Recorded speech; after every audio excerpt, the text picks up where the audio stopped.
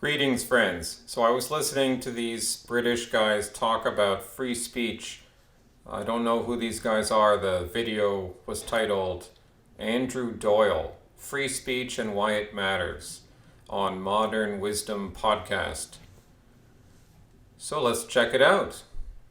It is the foundation of all of our freedom. There can be no other freedoms. Any progress that has ever been made in terms of the advancement of personal liberty and social liberty has come through the exercise of free speech.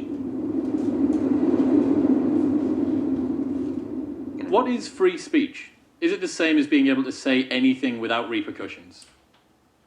Oh, it depends what you mean by repercussions.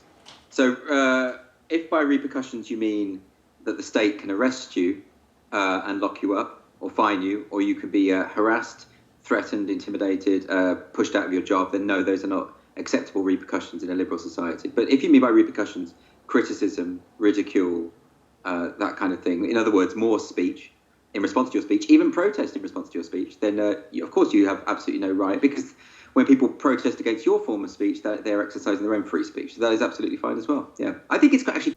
This just sounds so convoluted, and he's got all these different concepts already. Like your protest is a form of speech too, and I mean, he knows he's for a liberal democratic society. Like I think he said so right there in the beginning, and you can't fault him for being true to his liberal values.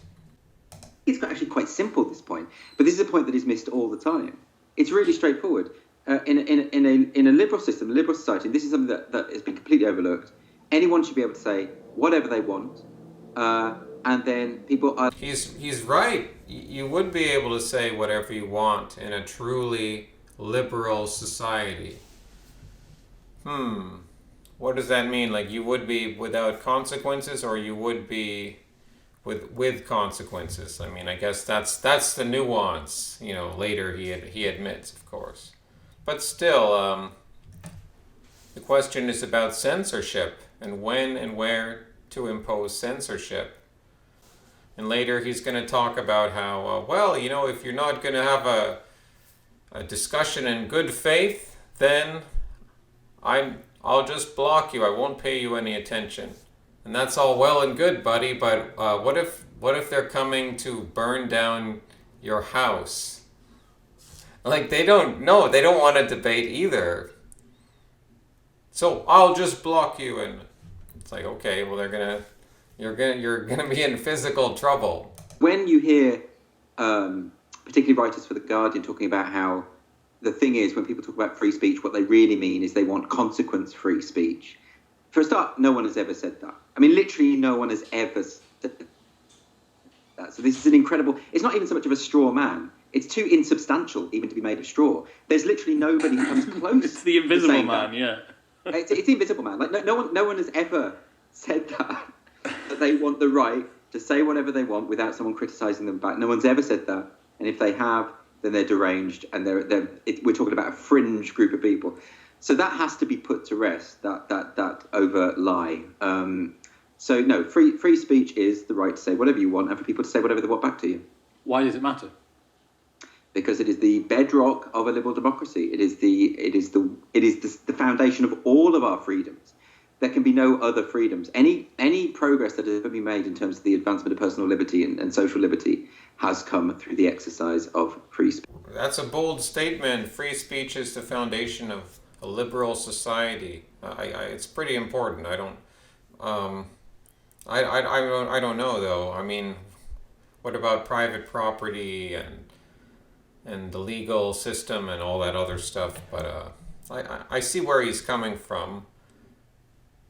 However, I don't know. I mean, what, since the 1600s and the 1700s? So you had more science and economics and less church talk, less theology. It's okay, one for the other, but I don't know if you could just call that more free speech. As if there weren't thinkers in the centuries before the Enlightenment. I mean, there's always been thinkers. And, okay, well, here's the problem. Like a liberal society, relies on everyone participating in good faith and of a decent moral ability. I don't necessarily mean only intellectual ability, because people are different in it, but the moral and it sort of doesn't really get to the hierarchy that exists in the world, which makes this sort of liberal system hard to maintain, because people are different, of different abilities, different positions. Of free speech, of saying what you want, expressing your thoughts. It is the route to personal autonomy. If you can't express what you feel about something, then you cannot develop. We cannot innovate without free speech. There can be no innovation. There has never been innovation without the freedom to say what you want, and particularly to say. Yeah, but scientists communicating with each other at conferences and stuff, that's one thing. But like political editorials and stuff, that's another. And he might point out at one point that people who are against free speech, they say that words are violence. And while words aren't literally violence, I would say that they are power. Just like you can use words, just like you use propaganda to repeat a message to have an effect on the world. That doesn't necessarily make it the right thing to do, but it's a fact of our world. What you want, and particularly to say controversial things. That's how innovation happens. You can't reason without speech, because the very act of reason is typically a collaborative effort. Yeah, that's true. I agree. You do need to be able to think freely and talk with other people to reason, to see the world with a new perspective. Effort. The way that we evolve and learn is through discussion with other people and expressing ideas and getting it wrong and making mistakes, and all of that is part of it. So it is the linchpin of absolutely everything that we value if we value freedom. And that's... No, it's not the linchpin. It's very important, though. I'll give him that. It's not the linchpin. I don't know about that. I mean, every age is going to censor to some degree. It's a good, healthy thing, like an immune system. We have to censor we have to keep certain things in the shadows, right? If not altogether gone away, but in the shadows. When they want free speech skeptics, I call them. When they call it freeze peach, that really original pun, and they sometimes have an image of a peach frozen in an ice cube. They say, "Oh, look at you with your freeze peach." For a start, it's the most unimaginative. I can't imagine the sort of debates or dialogues he's having. Like, I couldn't care. It's just so boring. I mean, they should be banned just for criminal unoriginality, right? But they say this stuff. But to be so cavalier about such a foundational principle. Yeah, foundational for a few hundred years, founded by a merchant class and parliaments. Why is it mostly people on the right who seem to be promoting freedom of speech? Like, we rarely hear the left complain about lacking free speech. Well, the opposite was true when I was a child. So this is something that I think shows us that it's not a partisan issue. When I was a kid, there used to be, I mean, you're too young, but there were things like the Daily Mail and the Daily Express, I think, had a campaign to try and ban David Cronenberg's film Crash. There were all sorts of campaigns every now and then. Whenever there was, I mean, go back even before my time, there were campaigns against things like The Last Temptation of Christ, the Scorsese film, or Last Tango in Paris. So there's always these sort of censorious kind of campaigns going on and say that we should ban artistic expression of one form or another. Yeah, but I mean, these are a little different because these are films that in a culture that was at the time, I guess, more Christian, kind of, not still watered down, but more than it is today. It's not quite the same thing, like because these are films that are being released for popular culture to influence millions of people. it's not the same thing as going after someone who wrote an article or even just said something in conversation. You know, like that seems a little different. So now he's just, and I mean, I know the right back then in the 80s and the 90s, whatever country it is in the West, I mean, it wouldn't be much of a real right wing, party by that time in history anymore. So, um, but still, I mean, yeah, I guess a lot of the censorship kind of looks silly. The Puritan ideal doesn't come across very well. But then that gets sort of associated with the whole idea of censorship, I mean, which is a little unfortunate because there's a bit of nuance here. I mean, there's a spectrum of the form of censorship and how much censorship you can exercise. Artistic expression of one form or another. But it was always coming from the right when I was a kid. It was always, I mean, you just associate, I mean, then if you think of Mary Whitehouse, who was the famous campaigner who did the Clean Up TV campaign back in the 60s and 70s, and then the Video Nasties campaign in the 80s. You know, in the 80s, they banned films like Driller Killer, and Evil Dead was banned, you know, the Sam Raimi film. Okay, so now he's talking about, if not Hollywood, I don't know, because this is England, but, popular movies that we all know have been the movie industry has been subversive for so many years, like pretty much since its beginning.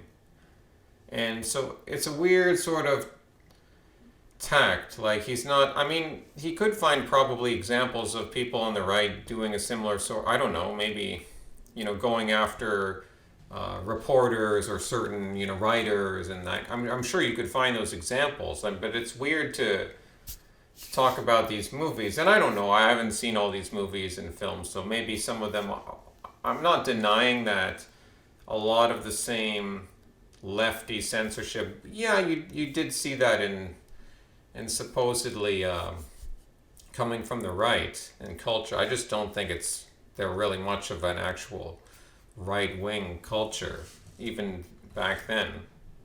That was banned by the Video Nasties scandal, and all of this was coming from the right. This was just the way that because conservatives traditionally have a sort of, I suppose, a kind of old-fashioned view of decorum and that kind of thing, but they all bought into this myth, which was very much Mary Whitehouse's thing, that popular entertainment has the old-fashioned view of decorum. That's how conservatives are, old-fashioned. But really, it's just timeless principles and forms. So if it's I mean, you can call that old-fashioned, I guess, but what do you call history? Is history old-fashioned? But you're part of history too. Are you old-fashioned because you're part of history?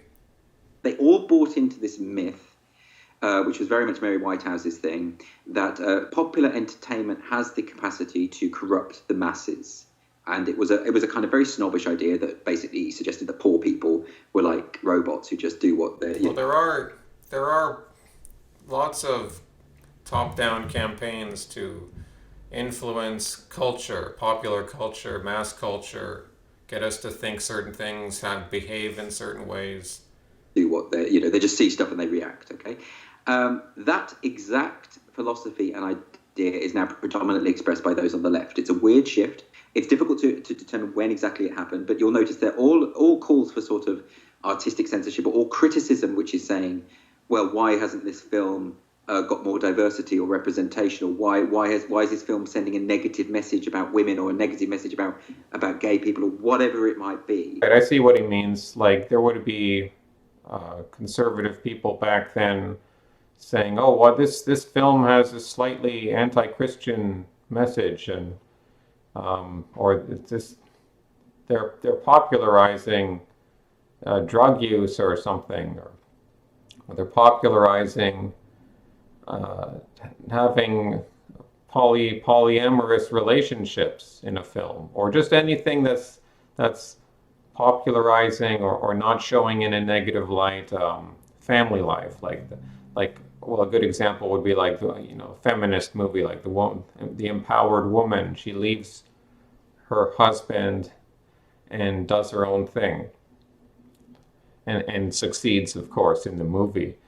And so, I mean, so all of these things, how could you deny that with the way the average person is, that there won't be a mass effect? Not necessarily a huge effect, but there will be some effect on the way people think, especially younger people as they're growing up.